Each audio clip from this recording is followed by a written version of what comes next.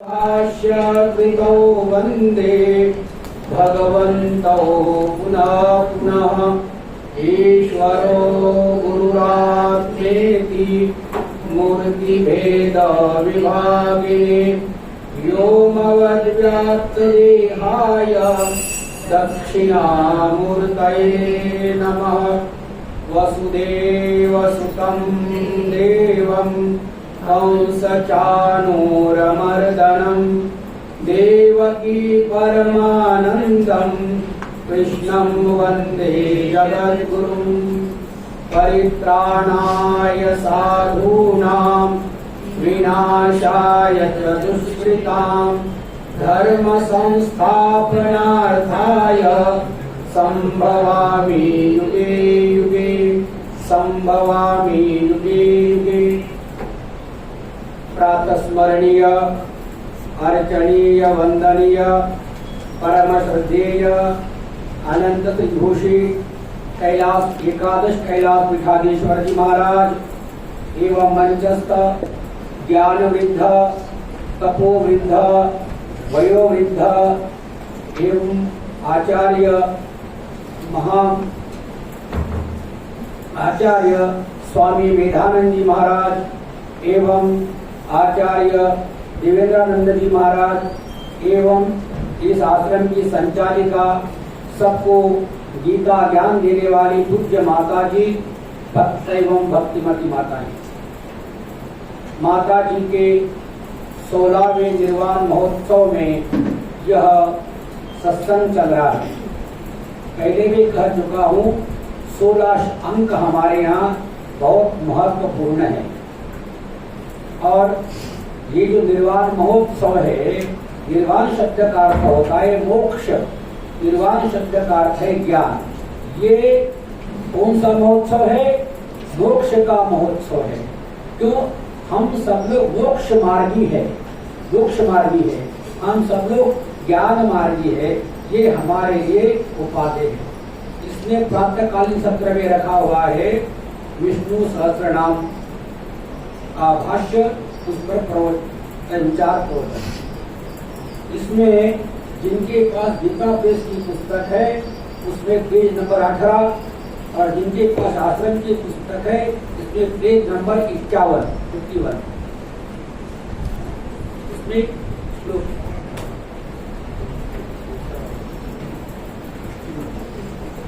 श्लोक नंबर 10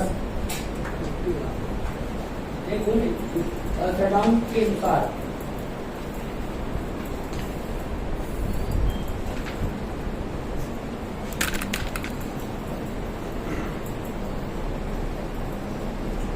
इसमें बोलना नहीं।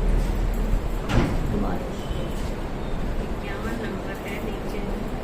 51 हमारा विषय कहाँ चल रहा है? मैं इसको उच्चारण करता हूँ। पवित्राणाम पवित्रम यो मंगलानाम च मंगलम। पवित्राणां पवित्रं यो मंगलानां दैवतं देवतानां च भूतानां यो अव्ययः पिता। दैवतं देवतानां च भूतानां यो व्ययः पिता। पवित्राणां पवित्रं यो मंगलानां च मंगलम। दैवतं देवतानां च भूतानां यो व्ययः पिता। यहाँ प्रश्न किया है, हे भगवान, जो पवित्र क्या है? संसार में सबसे पवित्र कौन है? और एवं सबसे मंगल क्या है? हम जितने देवी देवता है उसमें देवताओं में कौन देवता श्रेष्ठ है? और ये जो सारे भूत है, इस भूत का जो पिता मतलब उत्पन्न करने वाला, पालन करने वाला कौन है? इसके बारे में हमें बताओ। तो ये भगवान विष्णु है। और भगवान विष्णु के सहस्त्र नाम मतलब 1000 नाम, हनुमान चालीसा मतलब 40 दोहे और 108 नाम।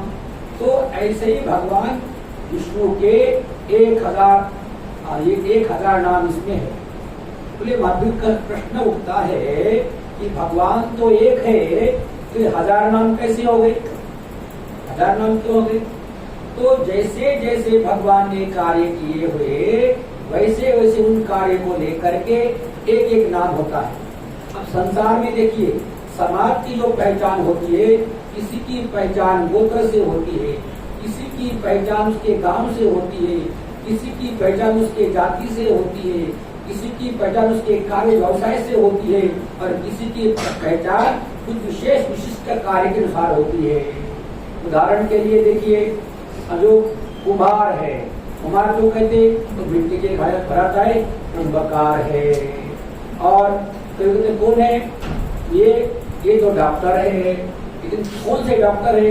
ये हार्ट स्पेशलिस्ट है, ये स्किन स्पेशलिस्ट है, ये ENT है। तो हाँ, डॉक्टर तो एक है, परंतु डॉक्टर का अपना अपना विषय होने से अलग अलग नाम पड़ जाते हैं। किसी के नाम गोत्र के कारण है, किसी का गोत्र पराशर है, किसी का राठी है, किसी का चौधरी, तो गोत्र के नाम से होता है। किसी का नाम गांव से नाम से उसको पुकारा जाता है, किसी के व्यवसाय से पुकारा जाता है। तो ये संसार में अनेक प्रकार की पहचान ये दुनिया में होती है। तो जैसे किसी का गोत्र अग्नि होती है, वास्तविक अग्निहोत्री कोई गोत्र नहीं है, लेकिन वो अग्निहोत्र करने के कारण उनका नाम अग्निहोत्र है। महाजन तो ये गोत्र नहीं है, लेकिन हमारे यहाँ महाजन कहते हैं व्यापारी को, महाजन। तो देश, काल, परिस्थिति, रूप, जाति, व्यवसाय, इन कारणों से भिन्न भिन्न नामों से व्यक्ति को पहचाना जाता है। ऐसे ही भगवान को भी, भगवान एक होने पर भी भगवान के कार्य के अनुसार भगवान के अनेक नाम होते हैं। वो अनेक नाम होते हुए भी भगवान एक ही है। उदाहरण भगवान कृष्ण को कहते हैं, क्या बोलते? मुरली वाला, बंसी वाला, काली कमली वाला, वृंदावन बिहारी, रास बिहारी, नंद लाला, नंद गोपाल, यशोदा कृष्ण। तो भगवान के नाम जो हुए ऐसे नाम है। इस पर यही क्रम से हमारे शास्त्रों में भी, पुराणों में भी भगवान के अनेक नाम हुए। तो इसी नाम का जप करने से उसी भगवान को वो नाम, हमारा नमस्कार प्राप्त होता है। तो यहाँ विचार चल रहा है, पवित्राणाम पवित्रम यो मंगलानां च मंगलम। तो सबसे पवित्र क्या चीज है, सबसे मंगल क्या चीज है, इस पर भाष्य में सारे भाष्य पर विचार करेंगे तो लंबा समय, तो थोड़ा थोड़ा करके मैं चलूंगा। बाकी हमारे विद्वान आचार्य विशेष विचार करेंगे। जनार्दनम भूपतिम जगत गुरुम स्मरण मनुष्य सततम महामुने दुखानि सर्वाणि अपहन्ति साधय येष कार्याणि अभिष्यते। हे महामुने, समस्त प्राणियों के प्रभु जगत गुरु जनार्दन का निरंतर स्मरण करने से मनुष्य समस्त दुखों को दूर कर देता है, और जिन जिन की इच्छा करता है उन सभी कार्य को सिद्ध कर लेता है। जनार्दनम, जनार्दन जो करते भगवान, और कहते कि जनार्दनम भूपतिम जगत गुरु, या तीन नामों से भगवान को बुला हुआ है। भगवान जनार्दन आदि की, भूपति मतलब जगत के मालिक है, जगत गुरु है, सबके गुरु है, भगवान है।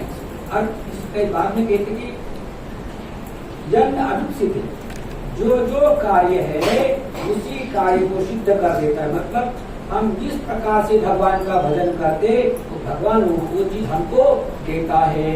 भगवान गीता में कहते हैं, चतुर्विधा भजन्ते माम ये जना सुकृतिनोर्जुन अर्थो जिज्ञासु अर्थार्थी ज्ञानी च भरतर्षभ। हे अर्जुन, चार प्रकार के मेरे भक्त हैं। एक भक्त अर्थ है, मतलब दुखों से बड़ा परेशान है, वो दुख मिटाने के लिए मेरा भजन करता है, मैं उसका दुख मिटाता हूँ। अर्थ, एक अर्थ जिसके पास धन नहीं है, धन की कामना है, वो धन की कामना से मेरा भजन करता है, उसको मैं धन प्रदान कर देता हूँ। अर्थो और जिज्ञासु, जो कहता है कि भगवान क्या है, भगवान की भक्ति कैसी करनी चाहिए, मुझे भगवान के दर्शन होने चाहिए, मुझे भगवान का पूजन करना चाहिए, मुझे भगवान की कृपा होनी चाहिए, ऐसे जिज्ञासु भी भगवान की भजन करते हैं। और बाद में कहते ज्ञानी, ज्ञानी भी मेरा भजन करते हैं। तो सबके भजन करने के प्रकार अलग होते हैं। जो अर्थ होता है वो दो से भगवान को पुकारता है। भक्त होता है वो अर्चनम, वंदनम, सक्षम, आत्मनिवेदन, पूजा अर्चना करता है। जिज्ञासु भक्ति करता है, अध्ययन करता है। ज्ञानी केवल शिवोहम शिवोहम, मैं आत्मा हूँ, मैं व्यापक हूँ, चिदानंद रूप शिवोहम, इस प्रकार का वो भजन करता है। भजन करने का मतलब भगवान को स्मरण करना। इसी तरह से तो जिस इच्छा से जो भजन करता है उसी इच्छा से भगवान उसको कोई फल प्राप्त कर देते, कार्य सिद्ध कर लेता है। आगे कहते एकमेवाग्र चित्त सन संस्मरण मधुसूदनम जन्म मृत्यु जराग्राहम संसाराभिकरिष्यति कलत्रावपि दोषाढ्ये विषयासक्त मानस कृत्वापि सकलं पापं गोविंदं संस्मरन् शुचिः वासुदेवे मनोजस्य जप होमार्चनादिषु तस्यान्तरयो मैत्रेय देवेन्द्रत्वादिकं फलम्। कहते कि इस प्रकार एकाग्रचित्त होकर के जो मधुसूदन का स्मरण करने से मनुष्य जन्म मृत्यु जरारुग्रह से पूर्ण संसार सागर को पार कर लेता है। इस दोषपूर्ण कलयुग में भी विषयासक्त मनुष्य समस्त पापों को करके भी श्री गोविंद का चिंतन करने से पवित्र होता है। हे मैत्रेयी, जब ओम तथा अर्चनादि में जिनका चित्त भगवान वासुदेव में लगा हुआ है उनके लिए इंद्रत्वादि फल ही विघ्न रूप है। तो कहते कि भगवान गीता में कहते ना कि अतिथि सुंदराचार कितना ही पापी क्यों न हो वो मेरा भजन करता है, मैं उसे मोक्ष देता हूँ। वो चाहे अहंकार से करता है, श्रद्धा से करता है, गुस्से से करता है, किसी भी प्रकार से भगवान का नाम लेता है और भगवान का स्मरण करता है तो भगवान प्रसन्न होते हैं। जिसे कहते हैं ना, जिसे इक्षु कहते हैं, ईख बोलते, गन्ना होते, उसको तोड़ो बोलो कुछ भी करो तो मिठाई रस निकलता है उसमें आप मुख से खाओ, डंडे से पीट के रस निकालो, गुड़ में पीस निकालो, उसको पकाओ तो गुड़ बनेगा। तो किस भी प्रकार से करने से वो इक्षु से गन्ने से मिठास ही मिलती है। ऐसे ही सज्जनों से और भगवान से कैसा भी व्यवहार करोगे तो कल्याण ही होता है। श्रद्धा से करो, अश्रद्धा से करो, गुस्से से करो, कैसे भी भगवान का नाम लेने से भगवान प्रसन्न होते हैं। संत तुकाराम महाराज के जीवन में आता है, संत तुकाराम महाराज विठ्ठल भगवान का नाम लेते थे और उनकी पत्नी विठ्ठल भगवान को गाली देते थे। बोले क्यों? तेरे कारण मेरा संसार ऐसा हो रहा है, पति घर में ध्यान नहीं दे रहे, वो दे रहे। भगवान को क्या करना चाहिए था? तो तुकाराम महाराज भजन करते थे, उन पर तो कृपा करनी चाहिए थी। उसकी पत्नी गाली देती थी, उसको शाप देना चाहिए था, लेकिन भगवान ने शाप नहीं दिया। भगवान हाथी की देखो ये श्रद्धा से मेरा भजन करता है, इससे ज्यादा ये लगन से मुझे गाली दी थी, इतना स्मरण करती है, अपने लगन से करती है, इससे भी बड़ी श्रेष्ठ भक्ति इनकी है। तो ऐसे ही भगवान को किसी प्रकार से स्मरण करेंगे तो भगवान कल्याण ही करते हैं, कल्याण ही करते हैं। कहते कि जब अर्चन यज्ञ करने से कुछ फल मिलता है तो हमारे यहाँ कहते हैं कि सामान्य यज्ञ करने से स्वर्ग मिलता है और अशुभ यज्ञ करते हैं, अशुभ यज्ञ करने से वह हिरण्यगर्भ को प्राप्त होता है। जो जैसे जैसी पढ़ाई होगी वैसे वैसे उसको और नौकरी मिलेगी, वो पद मिलेगा, पोस्ट मिलेगी। ऐसे ही हमारे शास्त्र में कहो जैसे जैसे पुण्य करेगा, जैसे जैसे यज्ञ यागादि करेगा उसके लिए अलग अलग प्रकार के फल है। सामान्य यज्ञ करेंगे उसको स्वर्ग मिलेगा, उससे ज्यादा यज्ञ करोगे तो उसको इंद्रादि का पद मिलेगा। और उसके सबसे बड़ा यज्ञ है अश्वमेध यज्ञ, उससे बड़ा यज्ञ नहीं है। जो अश्वमेध यज्ञ करता है तो सबसे बड़ा फल जाए तो उपनिषद में लिखा हुआ है उसके लिए फल है हिरण्यगर्भ की प्राप्ति, उसके बाद कोई प्राप्ति नहीं है। तो लेकिन कहते कि ऐसे इंद्रादि जो पद है वह क्या है? विघ्न ही है। क्यों? इंद्र बनने के बाद क्या होगा? 1000-2000 साल के बाद पुनः इंद्र की गद्दी खत्म हो जाएगी, धरती में आएगा, मनुष्य बनेगा, फिर उसे जन्म मृत्यु से चलना पड़ेगा। इसीलिए कहते कि जो मेरे भक्त होते स्वर्ग का फल, इंद्र की पदवी भी नहीं चाहते, वो केवल मुझे ही प्राप्ति चाहते हैं। तो भगवान की भजन करने वालों के लिए स्वर्ग और इंद्रादि फल बाधा है। बाधा क्यों है कि इन फल प्राप्त करने के बाद कुछ दिनों के बाद दोबारा कुछ जन्म लेना पड़ेगा। लेकिन ये फल नहीं लेंगे तो भगवान को प्राप्त करने के बाद हम किसी का भी दोबारा जन्म नहीं होगा। जन्म नहीं होगा तो क्या होगा, कहाँ जाएंगे? तो जो सनातन परब्रह्म तत्व है, जो विश्वात्मा है, उसके साथ उसके लीन होने के बाद न जन्म है न मृत्यु है। भगवत स्वरूप प्राप्त होने के बाद कुछ नहीं है। वो अनंत सुख है, वहाँ अनंत जन्म है, अनंत वो शाश्वत है। ये शाश्वत है। धरती आई गई चली गई, कितने कल्प आए गए, तो भी वह भगवान में इसका निवास है, इसका कभी नाश नहीं होता। तो वो समझाने के लिए भगवान शब्द लेना पड़ेगा, वो लेना पड़ेगा। इसलिए कहते हैं, आगे कहते हैं, प्रणम्य शिरसा प्रभ विष्णुमीशम जन्मांतर प्रलय कल्प सहस्र जातम आशु प्रणाशुमपैति नरस्य पापम एकोऽपि कृष्णस्य कृत प्रणामो दशाश्वमेधावृतेन तुल्यः दशाश्वमेधी पुनरेति जन्म कृष्ण प्रणामी न पुनर्भवाय। कहते कि भगवान को प्रणाम करने से जन्म जन्मांतर के पाप नष्ट होते हैं। क्या? जन्म और जन्मांतर के।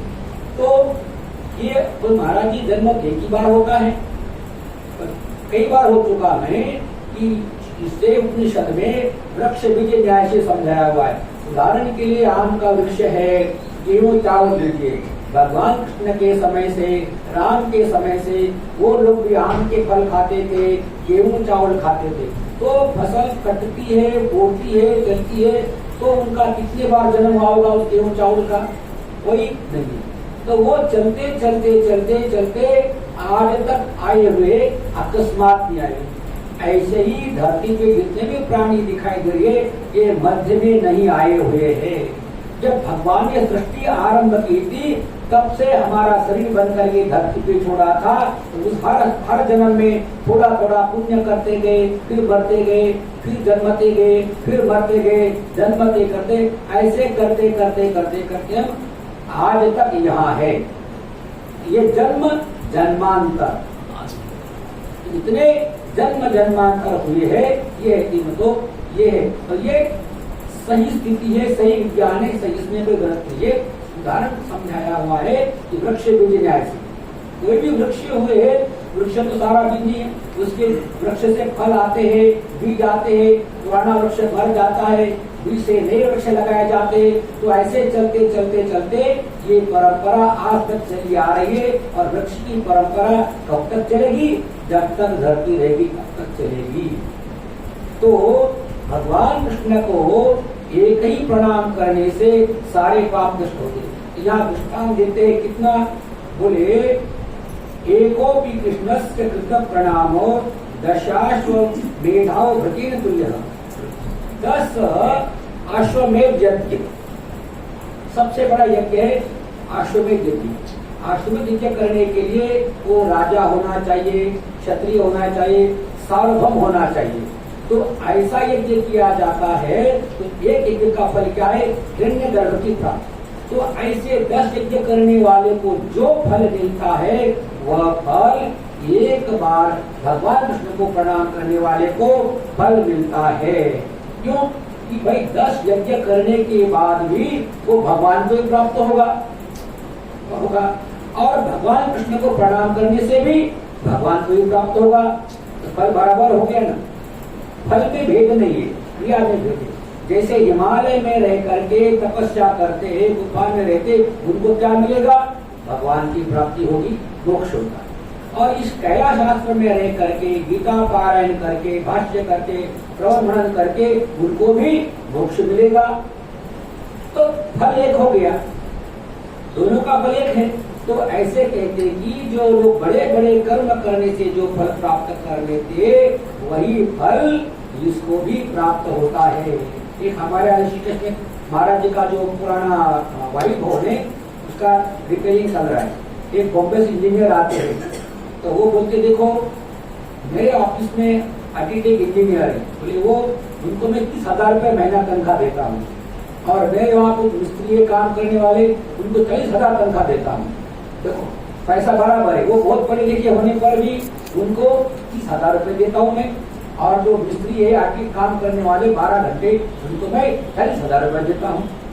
कहने का मतलब इंजीनियर होने के बाद भी उनका तनख्वाह और इसका तनख्वाह बराबर है। हाँ भेज वो ऑफिस में बैठा हुआ है, दिन भर काम कर रहा है, लेकिन फल तो एक ही है ना, तो बराबर ही है। तो ऐसे ही कहते हैं कि जितना फल अश्वमेध यज्ञ करने पर मिलता है उतना फल भगवान को प्रणाम करने पर मिलता है। अब मेरा समय पूरा हो चुका है। हरि ओम।